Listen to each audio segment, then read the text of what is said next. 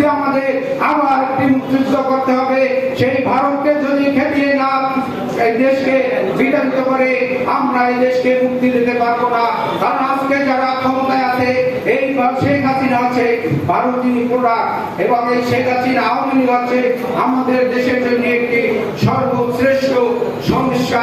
এই সমস্যা যদি সমাধান করতে হয় এদেশের মানুষের রাজপথে নেমে আসতে হবে এবং রাজপথে গণতন্ত্রের জন্য লড়াই করে আমাদের আজকে সেই প্রতিজ্ঞা হোক আগামী দিনে যে আন্দোলন আসবে জাতীয়তাবাদী দল এবং দেশপ্রিয় দল যারা বাংলাদেশের গণতন্ত্রের জন্য আমরা লড়াই করছি, আজকে আমরা এই ইফতারের পূর্বে আমরা এই প্রতিজ্ঞা নিয়ে রাজপথে থাকবো যতক্ষণ পর্যন্ত এই স্বৈরাচার শেখ হাসিনা বাকশালের সংস্করণ শেষ না হবে ততক্ষণে স্বাধীনতার চেতনা এবং বাংলাদেশ মুক্তি পাবে না।